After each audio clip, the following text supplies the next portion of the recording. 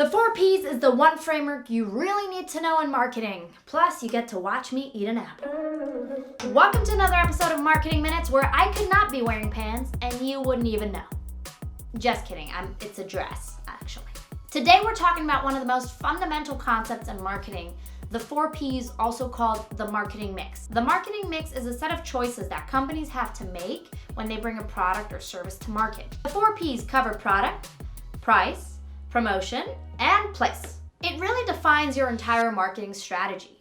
So how would you use it? Well, you would ask yourself a series of questions in all these categories. To make logo yellow or green? Let's dive into our first P for product. Product stands for the thing you are selling. It can be actually a physical product, such as this high quality paper with all my knowledge on it, or an intangible product like a service, such as my exquisite joke-telling skills. What do you call a fish without an eye? Ask yourself, what does your customer want and need from your product or service?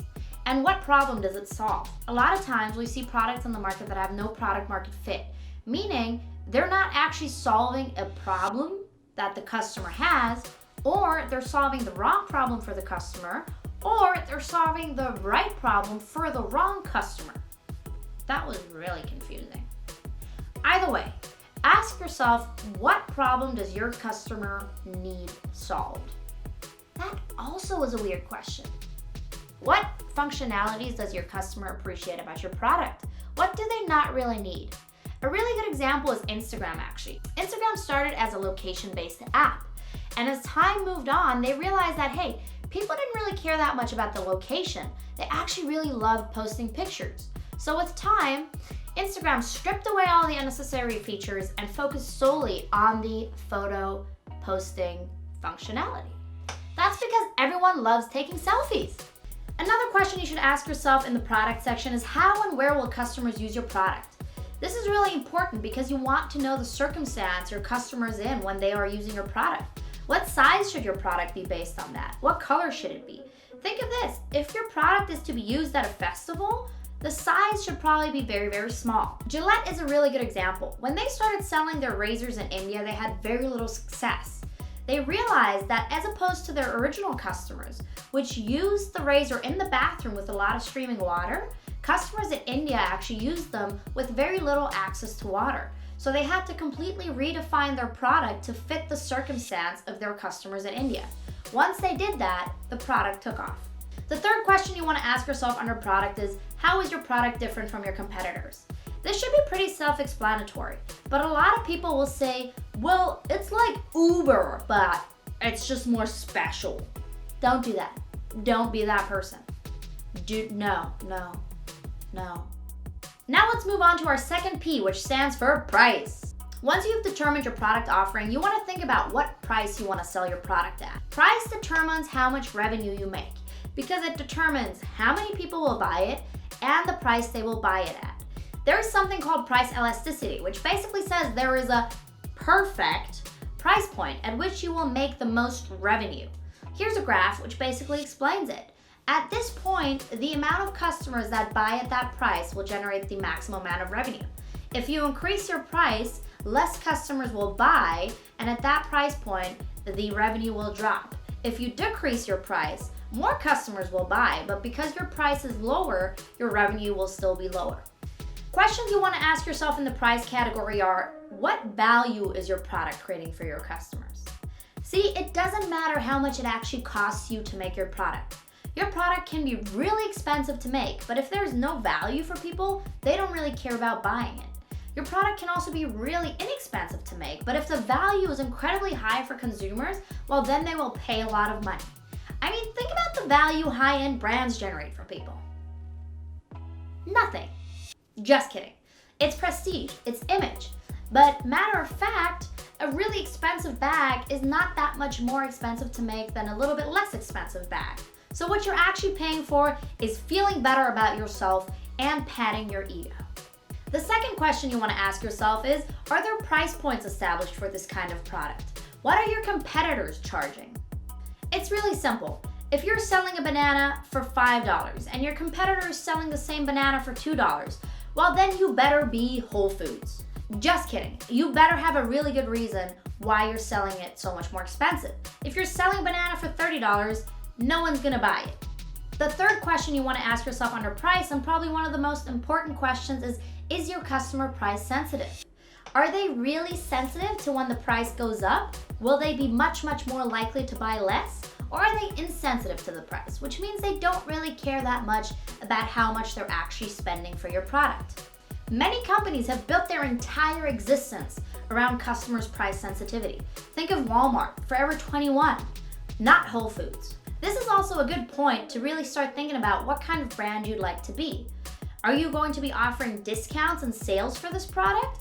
Or is this never going to go on sale? Are your sales and discounts going to be big and often, or smaller and more rare?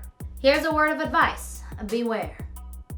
Offering too many discounts and sales may actually decrease the perceived value of your brand and cause people to be less likely to purchase. On top of that, if you're offering discounts and sales constantly, people are very unlikely to purchase at full price because you actually trained them to expect a discount. Let's move on to our third P, which stands for promotion. I said that way too excited, but not excited. Now that you've figured out what you're selling and what price you're selling it at, let's talk about how you're going to promote your product, how people are going to find it and actually buy it. Promotion includes all the good stuff people normally think of as marketing: advertising, PR, SEO, social media marketing, email marketing, and so on and so forth. Promotion does not include annoying club promoters. Unless you're a club. Then it unfortunately does. Questions to ask yourself under the promotion section are: when and where will you reach your customers? Where do they spend their most time? And how can you reach them cost effectively? Let me give you an example. If you're looking to sell children's toys and you're advertising to moms, then Men's Health is probably not the channel that you want to be advertising on. But mommy blogs, Facebook groups, I can't think of a third example because I'm not a mom yet, but mommy blogs and Facebook groups, those are really great places to actually reach out to moms. Every demographic has their platform of choice. Now you'll find the older generation on Facebook, while the younger generation is on Instagram, and the really young generation is on Snapchat. So it really just depends who you're targeting and what you're selling to them. The second question to ask yourself is: how do your competitors promote? And does that influence how you promote? During Black Friday, the cost for Facebook ads skyrockets. So if your budget is not big enough to actually compete with, well, everyone in the US for Facebook ads inventory, you might want to think about alternatives. If your competitor is spending a lot on Facebook ads, maybe they haven't thought about other channels. How about direct mail? Long forgotten, but still very effective. The third question is: when is the best time to promote? Is there a seasonality in the market? This one should be somewhat self-explanatory, but if you did not know yet, let me just tell you the idea for a all-year Halloween shop is not a good idea. Our fourth and last P stands for place. Now that we've defined what your product is, how much your customers will pay for it, and how they will hear about it, let's actually talk about where your customers can go to buy the product. The number one question to ask yourself is: where are you selling? Are you selling in-store or online or both? And if you're selling in-store, are you selling in your own stores, or are you going to be part of big department stores or grocery stores? Online, are you going to be part of Amazon, or are you going to create your own e-commerce site? So those are the main things to think about. And when you do, keep in mind who your customer is and where they purchases, as well as what's going to be lowest cost for you to sell and the benefits of selling in already established stores, whether online such as Amazon or in store such as Nordstrom. The benefit is really people already know these stores and they go there. So being associated with them generates a certain amount of trust for your possibly new product. The downside of selling in stores is that usually they take a cut of your profit. Amazon actually takes quite a juicy percentage of your sales, and I'm sure so do these department stores. The second question to ask yourself is: do you need a sales team? Are you going to be attending trade fairs? Do you need people to speak one-on-one with people? That totally depends on your product. If you're a SaaS product, you probably want to have a sales team on board. If you're a direct-to-consumer brand that does lower-cost beauty products, well then relying on advertising methods like Facebook ads will be much more effective than having a sales team cold call people to sell cream. That's just weird.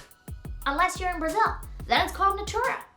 The third question, an often overlooked question, but very important, is how are you going to handle inventory? The worst nightmare, although a good problem to have for every business owner, is running out of inventory and having orders come in.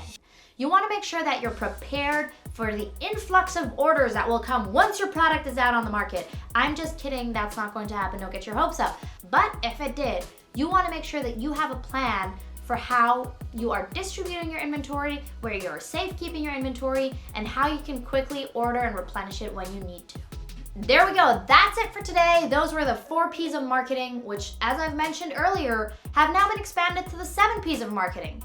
Depending on how lazy or not lazy I am, you might get a video on that as well, but for today, that is it. Make sure to like and subscribe and leave your comments, questions, knowledge, compliments below. Only compliments.